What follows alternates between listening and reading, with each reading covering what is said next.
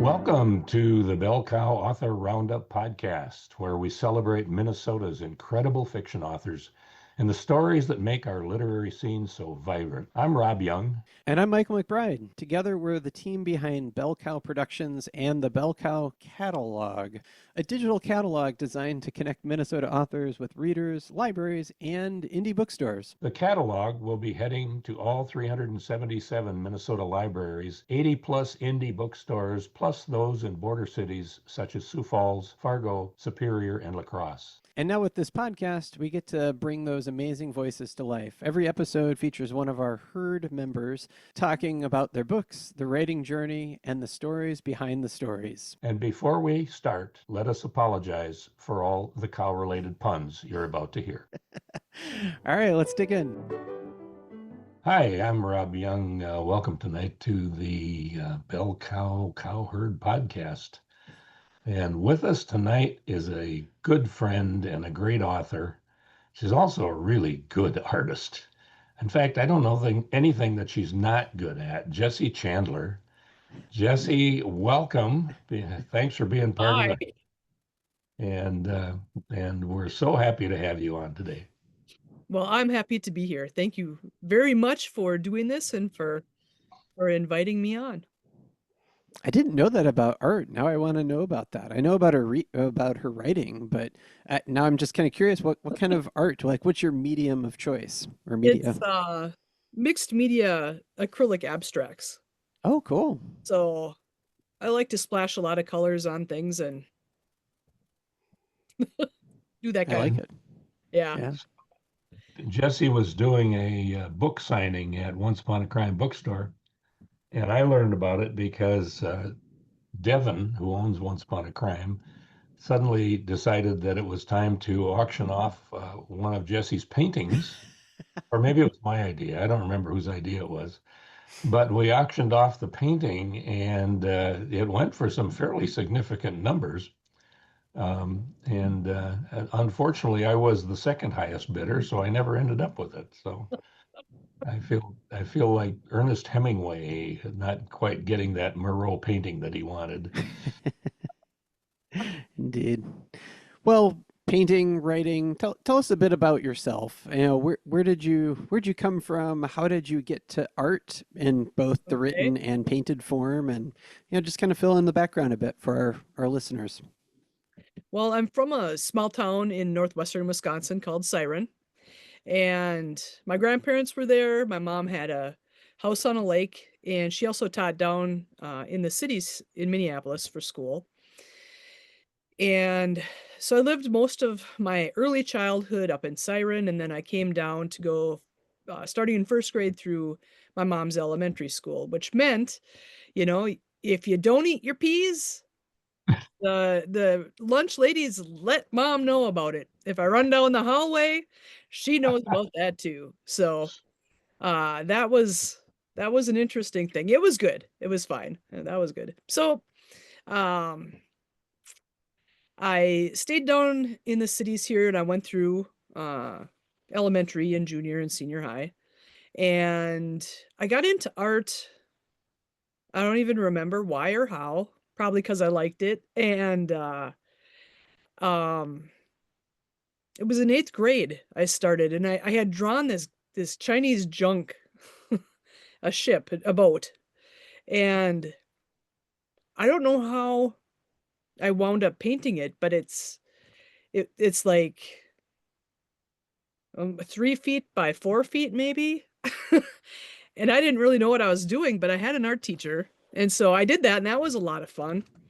And then when I got into high school, I took art every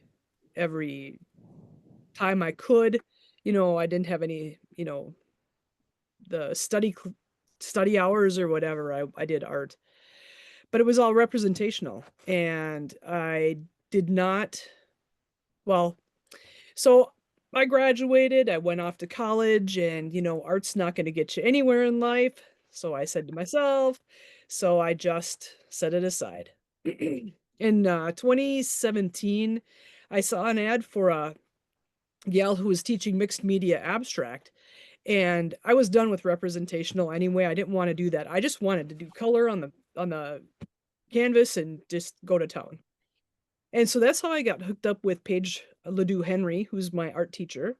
And uh, so I've been taking classes from her since 2017, and we've done various shows and various this and various that. And um, I love it. It's amazing. I'm gonna take my condo when I get it here, and the entire living room is gonna be my art studio. So that's exciting. Oh, wow.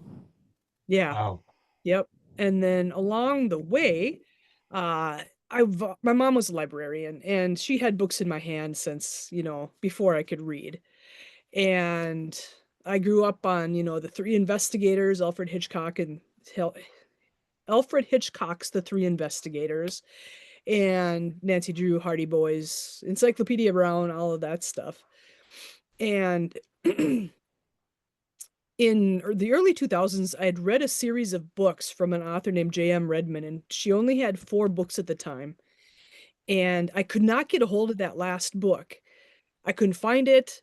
It was out of print. And I was pissed. So I eventually did find it online, and this is before the big Amazon really took off. And it was, I don't know, $75, and I bought it. And then I got it in hand, and then I didn't want to read it because, like, all of my friends that I made, my friends are in pages of books. All of my friends, what's going to happen to them when the story's over? Well, I read it. But then I thought, if I write my own stuff, it doesn't have to end unless I want it to end. So I ran into a National Novel Writing Month, NaNoWriMo. And it's where you attempt to write 50,000 words of a book in the month of November. And so I thought, well, why not? And I went, and they gave you some suggestions and stuff. And one of them was, don't use contractions, figure out what you're going to write. Go ahead, put in some Shakespeare soliloquies or whatever. And so I did that, and I did 50,000 words in a month. Nice. Yeah. Wow. Then I realized that I had no idea what I was doing. I started taking classes at the Loft in Minneapolis, which is a venue that takes authors, and they teach writers who would like to learn about writing. And I ran into Ellen Hart, and Ellen Hart taught mystery in the Loft, and she became a really good friend. But prior to that, we had to read something out loud in her class, and I did. And she pulled me aside and said, Jessie, I think I'd love to see another lesbian in the mainstream, in main character. And she's a lesbian as well, and I am too. So I said, okay. I didn't do this to be published. I was just doing this for me. And so I did National Novel Writing Month again, and might have been on the 3rd go around. I'm not sure. I don't remember. But I got done with the book, and she said that. I'm like, I don't even know where I would go. I don't have an agent. I don't have any I'm not That's for a this. good problem to have. Like somebody supporting you and going, you should do this. That's Well, awesome. that's true. That's true. A cheerleader. Yeah. So she gave me a couple of suggestions, and one of them was Midnight Ink., which was a new imprint of Llewellyn Worldwide, which is a big New Age press, and they are located in Woodbury. So since that was local, I decided, well, I'll try there. So I, pounded out my query letter, and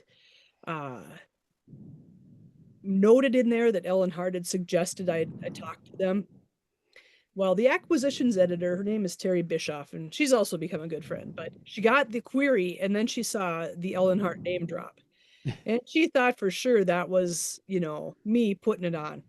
So she called Ellen up on the phone, and she's, somebody's using your name. And Ellen Hart goes, no, I sent her to you. Well, long story short there, I wound up with a 4-book contract with Midnight Ink. And they closed up shop, and I decided to try publishing on my own. And I don't have the patience or the time to deal with all the minutia of self-publishing. So I went and got myself another publisher, and that's Bella Books. So what I write is the Shay O'Hanlon Caper series is my main gig, and what that is series set in uptown Minneapolis, but my characters do travel around. But Bingo Barge Murder is the first book, and Shay, who's the main character, has a best friend who's a 6'4" chain smoking vegetarian. Comes door and says, "Oh my God, the cops are after me. They think I killed my boss by whacking him over the head with a great big bronzed bingo dauber." Enter a couple of bumbling mafiosos and a junkyard dog named Dog, and then all hell breaks loose. So there's 6 books in that series at this point. Uh, and each book brings in a different friend or family member that brings Shay incredible amounts of trouble. Or she gets herself into incredible amounts of trouble too. You know, that can go that way too. So that is kind of how I wound up published and how I wound up writing. Um, I've done a thriller as well called Operation Stop Hate. Another book called Quest for Redemption, which is kind of a cross between a book where the main character is an alcoholic and she's trying to get through the world because she had been in an alphabet agency of the federal government and had been over in Aleppo. She was in charge of the team and they were supposed to be extracting some US citizens that were being held there. Well, the operation went sideways and everything literally blew up, killing her entire team except for her and her best friend, who is now paralyzed. Oh, wow. So she comes home with a lot of guilt and a lot of stuff she's got to work through. And she lives with her grandma in New York City, and grandma is part of what I have termed the art squad. The art squad is made up of people that would be handy if one happened to be a person who would go in and steal back art that had been looted from places, had been stolen, whatever. So Shay, or not Shay, Shay's my other series. Flynn is her name. She winds up drunk as a skunk on the fire escape with the window open, listening to grandma and her art cronies try to figure out how they are going to steal back a Helen Keller letter that's been stolen. And they know who stole it, and it was a bunch of shenanigans.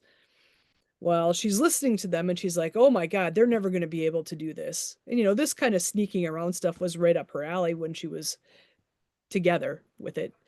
And so she decides to go in the window and talk to him, but she has a misstep and lands on her face in the living room. And so thus she becomes involved in this caper, sort of. Um, and that is the point where her redemption starts to come back. So that's the other book that I have written. Bunch So, of Jesse, if I can interject just a moment. Yeah, for sure. I haven't read all your books, but I did read that one. Oh, And you it was did? really, really good book. Oh, But thank you very much. but I Thank have another you. question for you. Does your art have the same humor, um, and, as your writing? That's a really good question. You know, I tend to use a lot of bright, cheery Mhm. colors in my art, and um I think they make me feel good and happy inside, and the hope is, if other people look at it, it might make them feel that way too. And I guess that's the kind of the point of my books as well. You might go through a rough ride in some cases, like in the book we're just talking about. But I just life is hard, obviously. And if I can take somebody away from their real life for a little while and just give them something humorous, fun, distracting, well, I guess true, whether it's art or a book, that's the point that I want. you know, something to just give people a break, a breather, and give them something to smile about. Wow, that's a really good point, Bob. Well, and I was going to ask, kind of related. I mean, when you sit down to create, like when you feel inspired, what Hmm.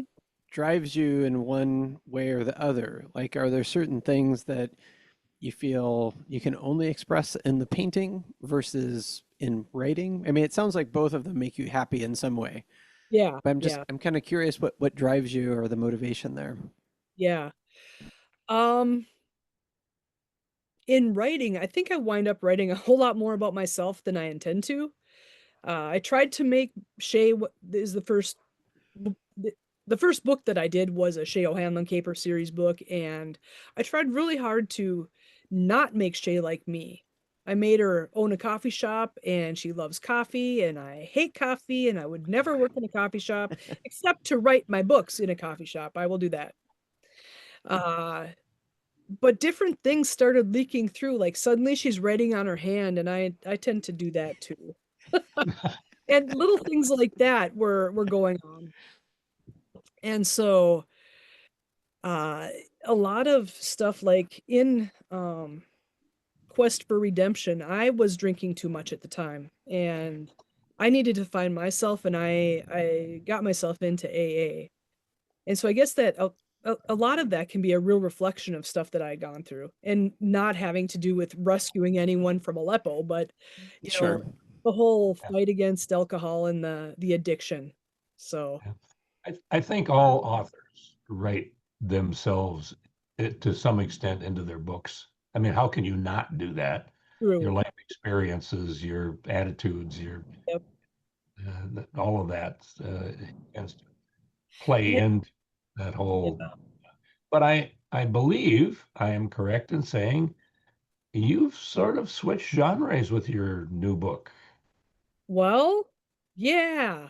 That My new was, book is called Despite Herself, and it yeah. does not really look like a mystery, although there's a murder. And it doesn't mention a series attached to it. So What was that? it on the title, it doesn't, or on the cover page, it doesn't have a series mentioned with No, it. So no, no. So my publisher, Bella, has been interested in poking me a little bit to write a romance. And I've never been a real romance person. I'm not a romance reader. Um, but I know romance sells really well, and I thought it if it did, it might help them out financially. It's a smaller press located in Florida. So I was brainstorming with a friend of mine, and I'm like, I don't even know what I would write. And she's like, well, think of it this way. Okay, we've got tomato here and we've got broccoli here. And tomato and broccoli need to get together. How are we going to do that? So she said, well, why don't you have broccoli and tomato meet in a bar? And one's a bar owner and the other one is a cop who, because, it has to be a cop or something like that. And, have them meet, and they can not get along right away. So what I wound up doing is I wrote at the beginning there, one main character owns a bar, the other one is a cop who's just been promoted to detective in Duluth, Minnesota. And she winds up having too many of the bar's specialty drinks, which is called the bong. And it's for the Bong Bridge up there in Duluth. Yeah. Yeah.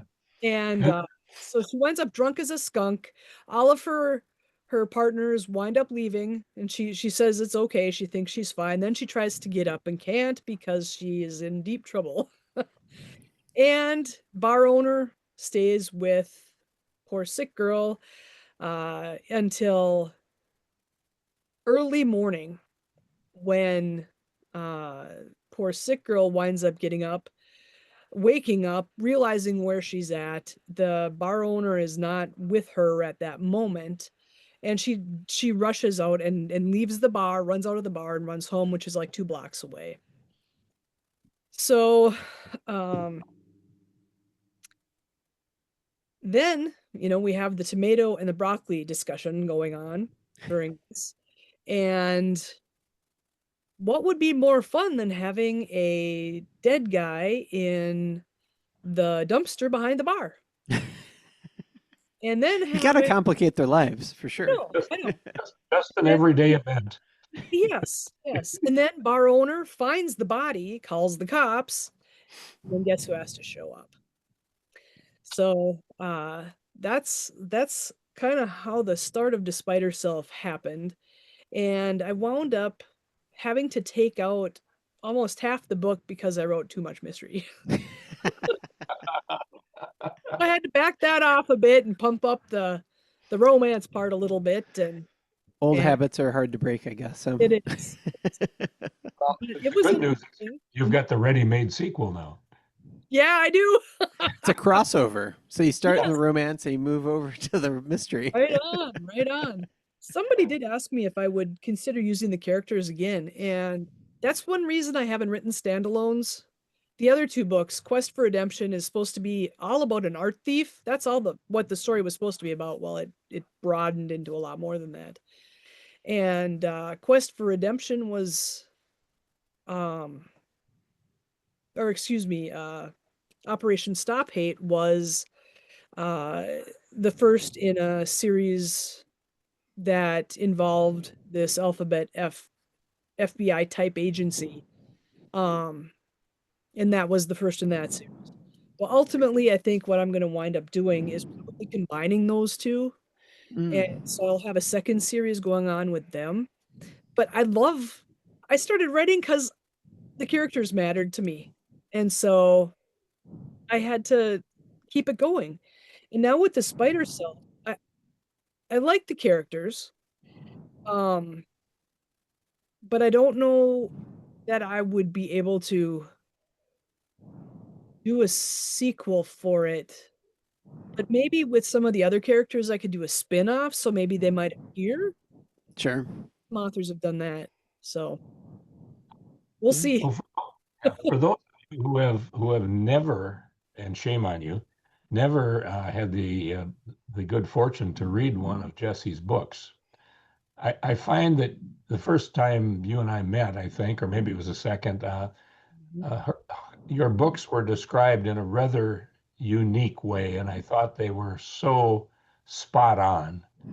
But somebody said Jessie Chandler, her books are filled with heart and romance, and it's like Scooby-Doo meets Cleve Cussler meets Janet Ivanovich. Yeah. So I think that is the best synopsis I've ever heard of anybody's books, that to give the feeling for what sort of vibe your books emit when so congratulations. I think they're awesome. Oh, thank you so much, Bob. I appreciate that. So, what? Oh, you got a little excerpt you'd like to read from? That's what I was just going to say. Before going further, let's hear some of it. I'd love to hear a bit. Yeah. So it's going to be a little bit at the start there, a little bit of what I talked about, but you'll be able to hear it.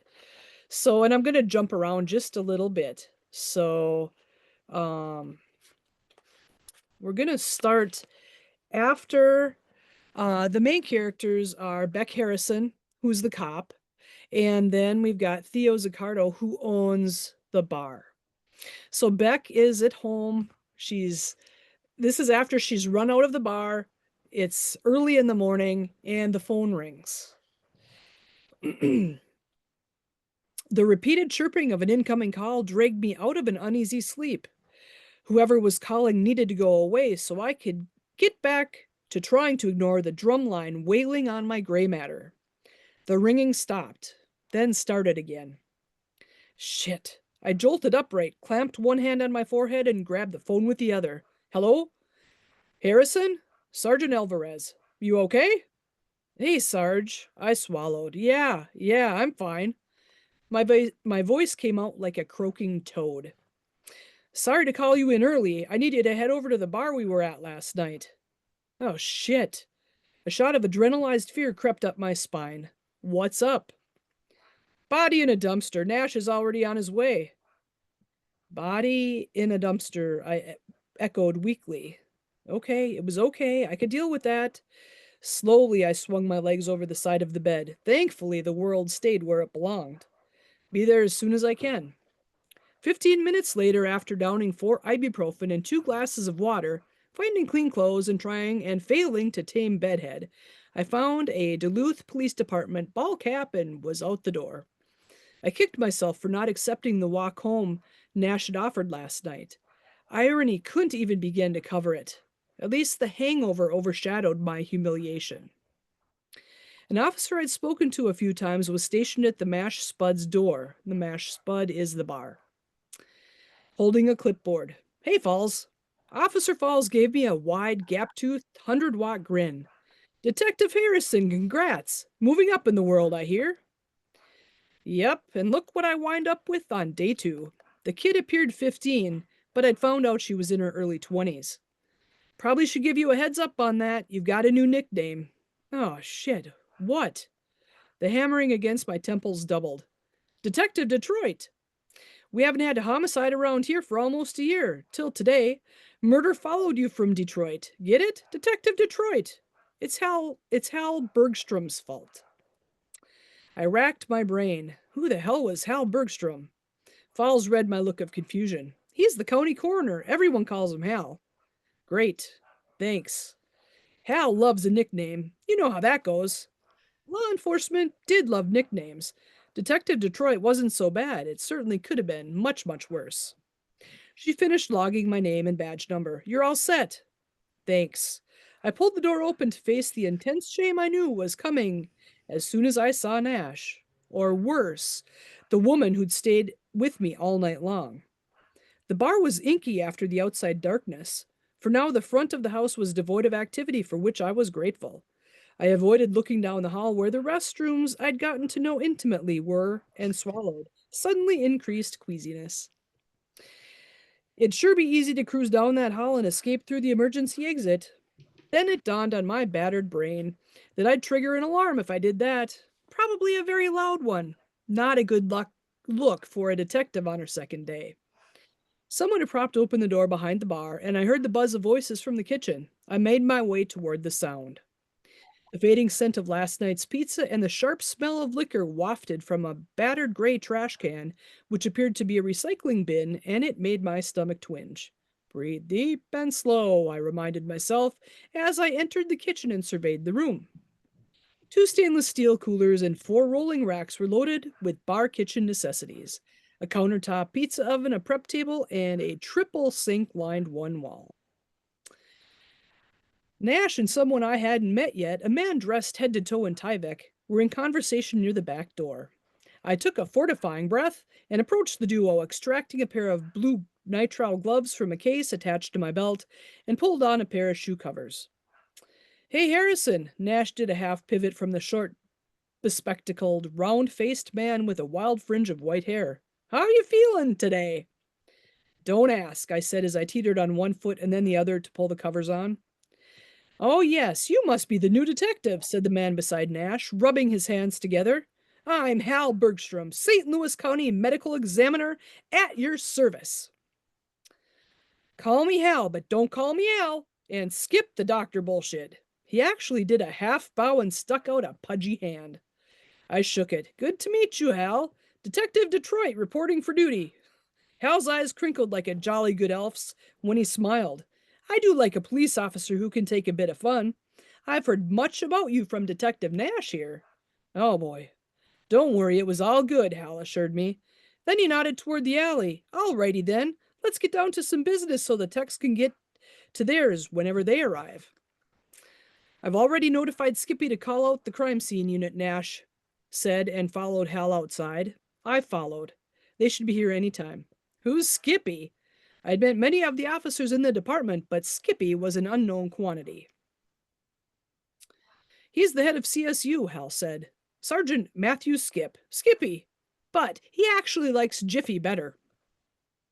Hal let loose a bellow at his own sense of peanut butter humor. I wondered if Hal might have possibly inhaled a little too much formaldehyde. Nash said, Don't worry about Hal, Detective Detroit. You'll get used to him. Got it. Thanks. Outside, squad cars blocked both ends of the block-long alley lined with rolling dumpsters and recycling containers for various businesses. Hal led us to a dented green garbage dumpster. A 4-foot ladder stood beside the container and garbage bags were scattered on the asphalt around it. What do we know? I asked. Nash produced a pocket-sized spiral notebook. 911 call came in from the owner of the bar, Theodoro Zaccardo, at 9:31 a.m. Responding officer is that way. He pointed to one end of the alley, and Zaccardo's over there. He pointed to the other end. She was taking garbage out and found a deceased male in this dumpster. She removed the bags that she tossed in. That's why those are on the ground. Our dead body, DB, has dead meat written on his forehead in what appears to be blood. Seriously? Dead, Hal snickered. Why did that phrase sound so familiar? Dead meat. You're dead meat. Who's dead meat? I gave my head a quick shake. Then I was sorry. Detective Detroit, are you okay? Hal asked. Oh, yeah, fine. Good old Hal had a sharp eye beneath his droll exterior. There's something about that phrase. It's so, I don't know, familiar. Anyway, never mind. Let's get down to it. Please, stomach, don't rebel at what's coming. The walkthrough was thankfully non-problematic. Based on his preliminary exam, the doc put the time of death somewhere between 2 a.m. and 4, maybe 5, but they wouldn't know for sure until they got the body out of the dumpster and onto a table. However, he felt fairly sure that the deep wound on the victim's neck was most likely the cause of death. The amount of blood behind the dumpster led him to believe that was where the murder had taken place. Nash and I left Bergstrom to do his thing and regrouped in the Mash Spud's kitchen. We peeled off gloves and the shoe covers and tossed everything. Why do you think someone would take the time to write dead meat on a guy's forehead? I grimaced in frustration as I tried again and failed to recall where that came from. Revenge, a warning? Maybe both. Could be. Mob ties? Maybe he pissed off the little old lady next door. She'd have to be one strong old lady to toss him into that dumpster. We laughed. Cop humor got us through some very hard times. That's it. So there's no romance in that, but that's how the book is. Yeah, I was going to say that did not seem romantic to me. Maybe except for the old lady that, was going to throw the guy in a dumpster. Yeah. Yeah, but the gallows humor definitely rings true. I think anytime you're in a profession like that, you find humor in places to compensate for sure. So Yeah. Sure. that's Sure. funny. So what's next on your agenda, Jessie? What's in the future? Well, I'm currently working with Judy Kerr on a fictionalized version of a crime that happened back in the early 70s, the Virginia Piper kidnapping. Excuse me. And its possible tie to a mass murder that occurred in Willow River about 4 years after the kidnapping. I think I've got the timeline right there. Oh, Anyway, wow. we're fictionalizing all of it and we're turning it into a story where a couple of mystery writers stumble across some information and they keep following that information and they're trying to see where a missing $1 million is.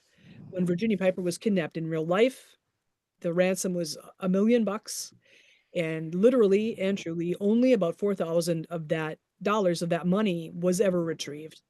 Oh, wow. So there were rumors that the rest of the money was buried on a farm up in Willow River, and that would be on the farm where the mass murders took place. So we're incorporating some crazy business, maybe a little Nixon, maybe a little creep. So when you find it, are you going to turn it over to the government? What? That when you find the money, are you going to turn it over to the government? Hell no. Nope, the statute of limitations for that is over. And in fact, the FBI tried the guy who did the mass murder and a friend of his twice. And the first time they were convicted, and one of the guy who did the mass murder was in jail already, and the other guy was waiting, I don't know, on appeals or whatever, but he never wound up in jail. And Oh, then wow. another year after that, they had a retrial and they were acquitted. Both of them were acquitted. And even though they were acquitted, the FBI decided the case was still closed because they had their men, and they were just gonna go with these two guys. And so there's been a lot of controversy over, well, who really could have done it? Did they do it? Did they have the capacity to do it? Sounds fascinating. Yeah, Uh, I know that you and Judy have done a lot of research on that. So how close are you to having a first draft? we are writing it currently, and we are about halfway through. Um, Good for you. we've never done a co-writing thing before, so that's been a learning curve, kind of a experience. And I'm an outliner, and Judy's not an outliner. We have an outline, but we can veer off the outline and come back to it. But at least we have the steps to get us through to the end. So I think there will be a whole lot of revision and editing and all of that good stuff. But we'll see what happens. Looking forward to it. What's the name? What's the title? Well, right now it's $1 Million Hoodlums. And I don't know if we'll keep it that way or not. Okay. And of course, if it gets picked up by an actual publisher, they may or may not change the title, which is usually may change the title. So Well, Sure. I don't want to put in too big a plug for my partner here, but Michael MacBride owns a publishing company. oh, nice. Salty books, indeed. But So, all right. I love the collaborative writing thing, and I know like we should get to our lightning round and that kind of thing. But I'm just kind of curious how you're finding it, because I know I've done collaborative writing with different people for different projects, and it's so interesting to like how everybody functions. Like as much as I've tried to understand how different writers go about doing what they do, when push comes to shove and you're actually both working on the same thing, there are, like you said, learning curve, growing pains, call it whatever you want. What are you Yeah. finding is working for you guys? Like, do you write What we separate did, chapters, or like what are you doing?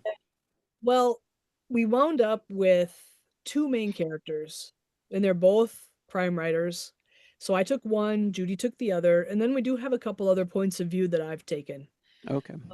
And so we write and then I've done it by scene. The outline, as it were, is just by scene. And so we get a scene done and we send it to the other. They go through it, change it up, whatever comes back to us, and we go back and forth until we're happy with it. And Sure. then it's put into kind of like a main file, and that's the manuscript itself Sure. coming up. So Okay. so far we've done really well. We haven't gotten into any arguments or anything. Hopefully the friendship survives. That's always what you want more than anything.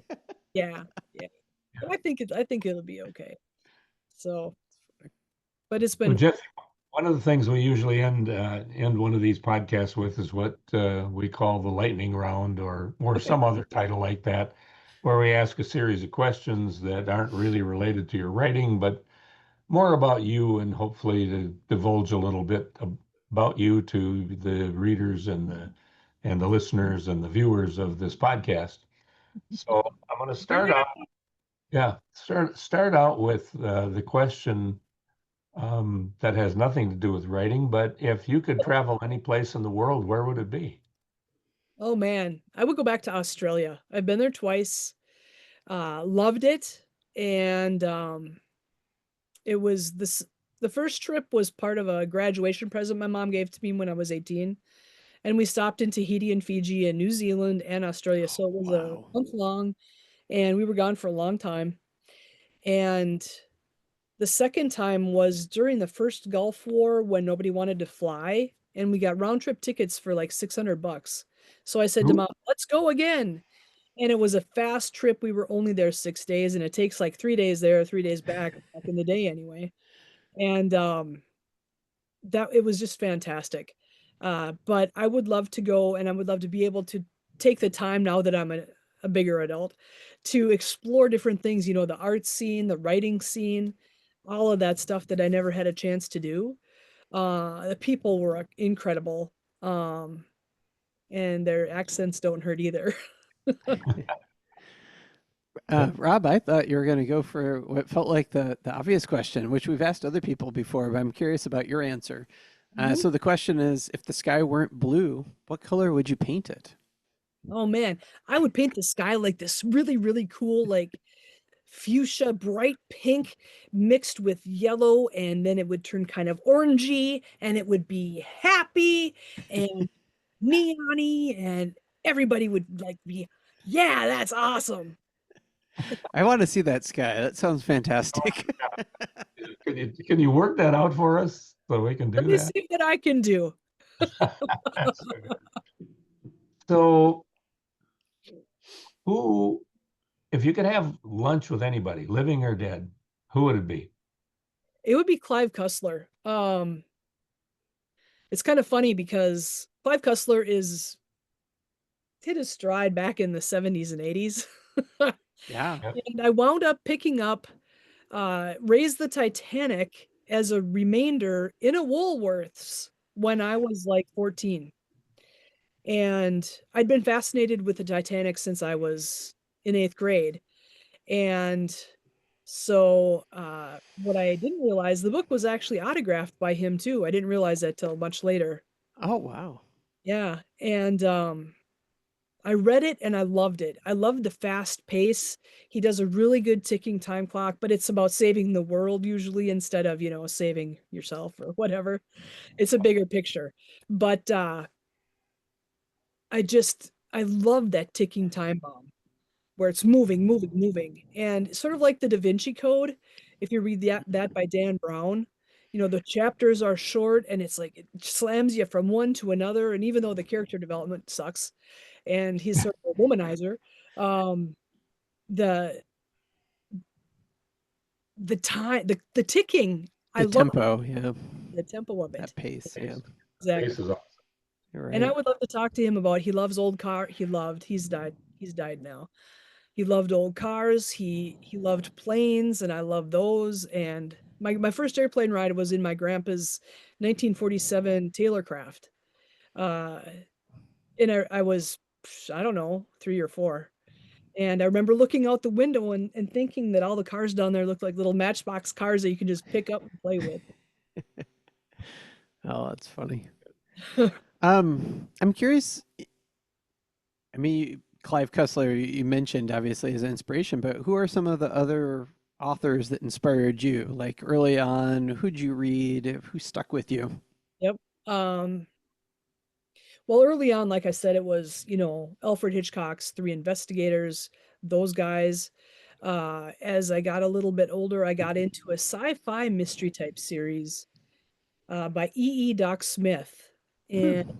like the D'Alembert family or something like that. I love those books and I had them all in paperback and I don't have them anymore, but love that. Um, and I'd always gravitated toward mysteries, thrillers, things that went fast, uh, that kind of stuff. Uh, a little bit further on down the line, it was J.M. Redman and Janet Ivanovich. Initially, I'd read her first few books and I would laugh out loud. And I worked at a Borders as she was up and coming, and I would take one of her books and I would read it out loud to the customers. And I'd be howling and they'd be howling. And once in a while they'd buy the book. But my driving force is, life can suck. And what can we do to give a little bit of love and happiness away? How can we make people feel lighter, feel better for a little while? And so that really helped me out there. Um, and I just there's no specific other authors that I can think of that really moved me into where I wanted to be, but I've read a lot of books, a lot of mysteries. Segueing to a different facet of that same question, what advice would you give to aspiring writers today? I would say write because you love it. You love the process, you love creating characters, you love being with your characters. don't write because you think your book is going to be the next big hit. You aren't going to make much, most likely you're not going to make much money doing what you're doing. So if you don't love it, get out. And if you happen to be one of those few that do make a lot of money, good for you. But really, it's about heart. To me, it's about heart and getting on the page what your heart swells from, what makes your heart happy, because that is going to make other people happy or make them interested in reading your books or, whatever. So just don't chase what is the popular thing of the moment. It's that never will work. Wow, I think that's a good one to end on. I think, and so Yeah. Thank you so much for joining us tonight, Jessie. It was wonderful chatting with you and getting to know you a little better and hearing some of your writing as well. We'll be sure to include your links in the descriptions for the podcast and YouTube and all that stuff so people can find your books. Any final thoughts, Rob? Sorry. no, just it's always a pleasure to be in Jessie's company. So it's always I always smile, and she makes the world a happy place. So I love it. So I love you, Bob. thanks for joining us. You bet. Thank you guys so much for everything. Yeah. Well, you have a great night. Thank you. It was awesome. All right. And don't forget, you can see this book and more from Minnesota authors in the Bell Cow catalog, heading to libraries and indie bookstores across Minnesota and beyond. Thanks for tuning in to the Bell Cow Author Roundup podcast. We'll be back next Tuesday with another amazing Minnesota author.